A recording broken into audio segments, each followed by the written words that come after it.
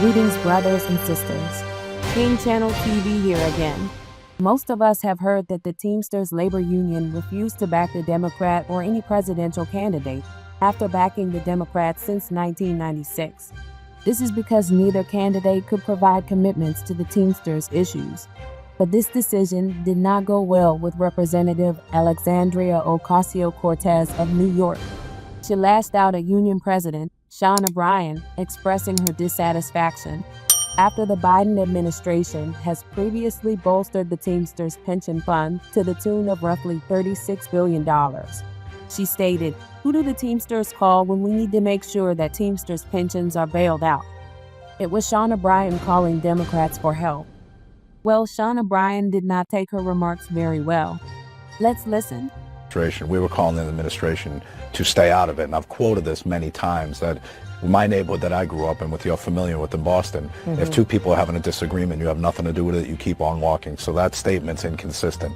Now, she has to remember that, there is a clear divide, especially in Teamster members, between the Democrats and the Republicans. And instead of trying to pick a fight with labor leaders who listen to their members and embrace their members' opinions, she should maybe get into her district where it voted far right Republican, and maybe find out what the problem is. When I have a problem in a work site and there is criticism, I get right in there and find out what. What do you that mean problem voted is. far right Republican? In our polling, she's a Democrat. In our polling, Oh, you mean among Teamsters? In our polling, New York, her district, voted overwhelmingly Republican to support former President Trump. So she may want to focus on her job instead of mine.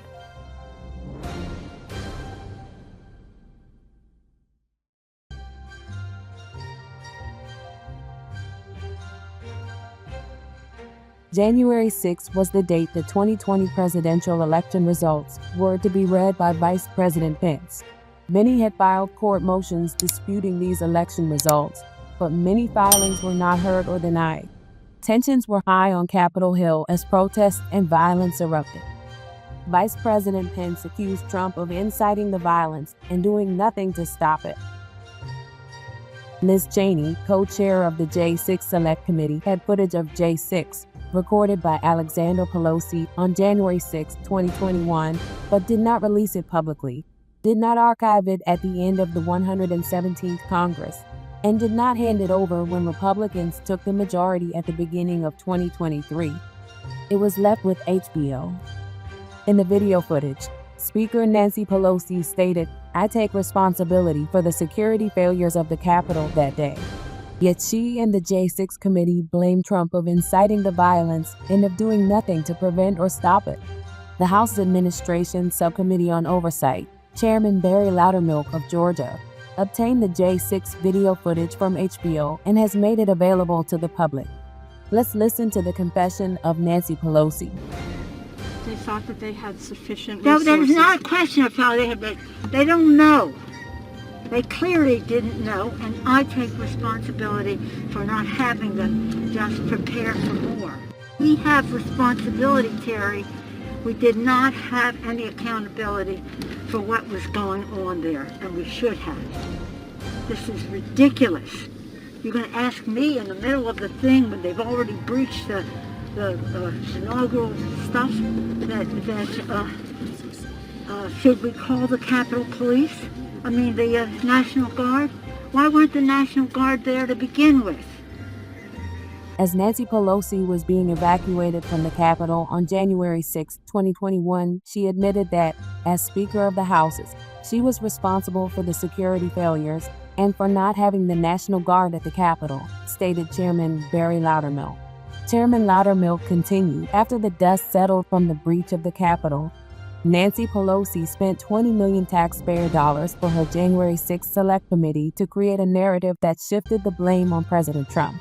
They went to great lengths to suppress and hide evidence that didn't support their predetermined narrative about that day, including the video of Speaker Pelosi admitting that she was responsible for the security failures at the Capitol. My committee will continue to investigate and expose all the facts. The American people deserve the truth. Mike Pence and Liz Cheney were wrong in their claims that Donald Trump was responsible for the violence on January 6 and that he did nothing to prevent it.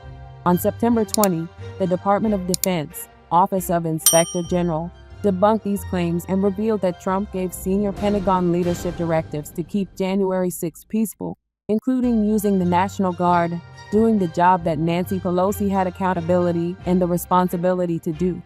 The Pentagon leaders ignored his directives. Read the press release from the Department of Defense, Inspector General. They are federally recognized, but denied the sovereign status that 573 other tribal nations have. They are the 55,000-plus Lumbee Indians, the largest tribe east of the Mississippi. They lack access to the federal funds for housing, schools, and health that are granted other recognized tribal nations, leaving the Lumbee with a kind of second-class status. The Lumbee, in the 1700s, settled in the swamps along the Lumber River in southeastern North Carolina and mixed with both white and black, free and enslaved people. Why did the United States government deny the Lumbee sovereign status? It was first because there were no financial commitment from the U.S. Department of the Interior. Second, this was the era of Indian termination policy, a decades-long effort to assimilate Native peoples who survived genocide, part of the long, disturbing history of United States colonialism. The assimilation of immigrants into American culture has been a constant feature of U.S. history, and today it is entering into a dreaded revival. Many are calling the Lumbee Negroes. This could be so, as this identity of theirs could have been washed out with United States colonialism, as the heritage of foundational Black Americans were wiped out with the Atlantic slave trade. President Trump has recognized the Lumbee's long pursuit for sovereign status and has promised it to them if he wins the upcoming presidential election. Let's listen to his words. Robeson County Commissioner and member of the Lumbee tribe, a friend of mine and a friend of ours, John Cummings. Where's John? Thank you, John. John is a real supporter. We appreciate it very much, and we're going to make sure that you guys are okay, because they have not been treated properly by this administration, as we know. Thank you. You can tell everybody. The Lumbee tribe has been wrongfully denied federal recognition for more than a century. Only a century? That's not that long. Centuries? 100 years? That's not that long. But now we're going to take care of it. We'll take care of it right at the beginning, all right? You can tell them.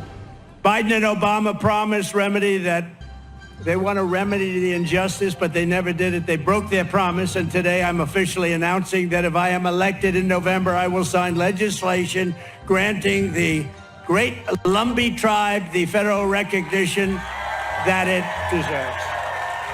Okay? You'll be all set.